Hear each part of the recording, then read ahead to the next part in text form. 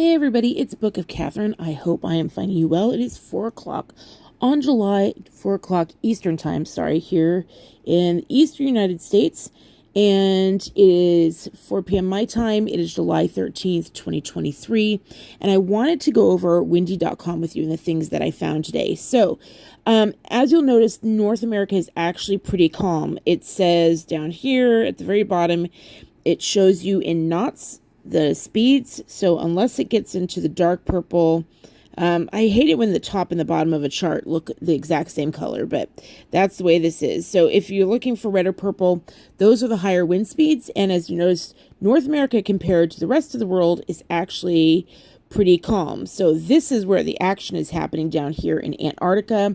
This is the Drake Passage right here between Antarctica and Latin America, South America.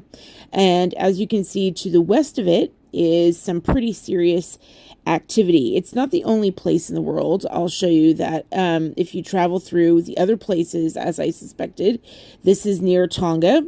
Right here, the Tonga eruption that happened. This right here, as you notice, this is actually an ocean hotspot where it's yellow right here. The wind picks up here compared to the rest of it. That actually is where Tonga's magma plume was, and the ocean was 5 degrees warmer here than anywhere else in the world for a really long time. It looks like the magma plume is building back up because my theory is that the magma plumes charge up the winds. For example, these hotspot that's right here, this is the Indian Ocean. So there's India. The wind is pretty calm today.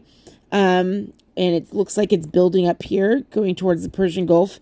I wouldn't be surprised if there's actually volcanic activity off there. But my point is that this actually high wind place is also, my theory is volcanoes are creating this. Deep sea magma is creating this because magma, it's fire, it's like its own energy. It's like a very small form of the sun, and so when wind goes by it, it starts going faster because the magma is heating it up. And so I looked up, this is the Kerguelen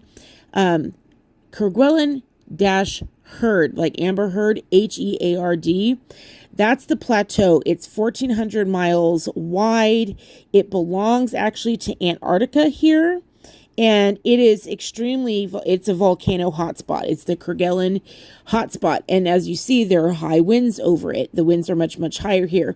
Over here, you'll almost always hear about Madagascar and South Mozambique here. You'll hear there's a lot of studies done about volcanism there because that drives mining companies absolutely adore volcano activity. That's where they get much of their oil and their gas. And so in here, right here, around this little strait right here, a big volcano 1/2 mile tall just appeared out of nowhere. So we know there's a lot of volcanic activity happening here. There's all around Antarctica, I should say all around here, there is a volcanic ridge. Even this line follows a volcanic range that's in the submarine volcano. And I didn't know much about here. I knew that there's the Sandwich Islands. This is the Sandwich Islands right here and right here, and they've been firing off. I know that they've been having a lot of volcanic activity, and so I knew this. I don't even know if this is volcanic. I just know that that's where our magnetosphere is starting to travel towards. This is like the mid-Atlantic. I'm trying to remember what it is, the mid-Atlantic region. It's a magnetic pole. It's almost, you can see it's almost becoming its own magnetic pole as our magnetic poles shift from where we are in the, on a lot of things. So anyway, so I decided to look up this area because I didn't know anything about Antarctica. I thought this was a really interesting wind pattern. And I was curious if this is that's a sign that there's a magma plume that's feeding into the volcanic activity happening at the Sandwich Islands here. And so I decided to look up. As you can see, it's a really weird wind pattern, isn't it? Like, this is just blobs of high winds. And I wanted to see if deep magma or volcanoes are driving it. And so I actually went ahead and looked. Hold on, I'll bring you to it. And there it is. This is the volcano hotspot map for Antarctica. And as you can see, right along the western ridge, which is what we were looking at, the volcano ridge goes right there in these blobs, the actual shape of the storms we saw. And so I put them side by side for you. So here you can see them, and it is so accurate, I can't even believe it. Do you see how there's this like little cross section here where there's a ridge that branches off? So there's a branching off of the volcano ridge. There's an actual ridge in the same spot here branching off of the high winds. There's a high wind zone. So the map of Antarctica and its volcanoes perfectly matches the wind map for Antarctica today on July 13th. And I don't know if that happens all the time. I only just found windy.com, but I'm not surprised. Now you might be like, well, this isn't a perfect line. And the reality is that magma chambers usually, I talked to you about this, usually pull west and of the hotspot. Like we talked about this in Yellowstone. Like if Yellowstone is right here, you can kind of see let's see if I can show you here. Like this is, I believe this is Yellowstone right here in this kind of circle. And then over here is the hotspot. It's off to the west. And not only that, I didn't go over this with you, but the hotspot for Antarctica, oh, this doesn't want to, hold on. So the hotspot for Yellowstone right here actually stretches all the way into the western states. It goes like as far as this. It's this big, huge magma. Actually, it's all drawn out, isn't it? Look at that.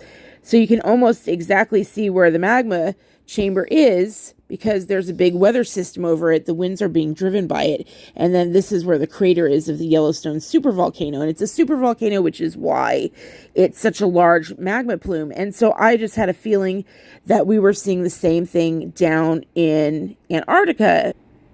Because as you can see here, the Sandwich Islands are going off. Oh, I didn't show you the Sandwich Islands map. Yeah, so they don't show you the whole thing, but if you want to see all of the activity happening somewhere, you have to look at them up by region, like on Volcano Discovery. Look at all these earthquakes that have been happening in the Sandwich Islands, and they've been having eruptions, like eruptions to thousands of feet every now and again. And so I know this activity the volcanoes here are very, very active, and it would make sense that the magma plume is over here to the west, just like it is with Yellowstone.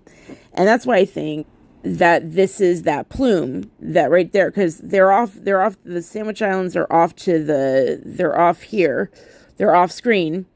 But I think that's what is feeding this right here. This might be part of its magma plume. Otherwise, it might actually have to do more with this volcanic range here that's branching off.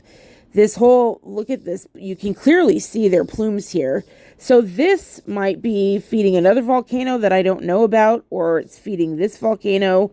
But either way, my point about all of this is that high wind speeds are, in my opinion, being fed by volcanism. They say, I really think the volcanoes are the ones driving all this. So here we are back at windy.com, and if I move over here, these are the Sandwich Islands. It doesn't look like much necessarily, but we know that they're erupting over here, and then it makes sense that this would be the plume, or it's feeding another volcano. I don't know, but that's just the reason I think that there are these blotches like this. You should know that Antarctica is actually erupting. Like there is an actual, where all this activity is happening, there's a volcano. Where is it again? I think it's right here, the Abaco volcano. You see how there's a storm and all this high wind is happening? Yeah, there's a volcano like right here.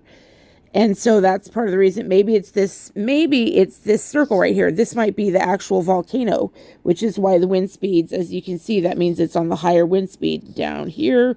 So and this might be the magma plume, or this is the volcano here, and there's just another volcano here. I don't know. But what I do know is where there's a magma hotspot and where there's a magma chamber, that's where you're going to find activity. And I find it interesting when we see activity like this down here. I think it's really important to go ahead and pay attention to the magma. It's telling us, it's screaming at us that magma is rising. And they've already done studies on the Indian Ocean, which is right here, this whole area right here.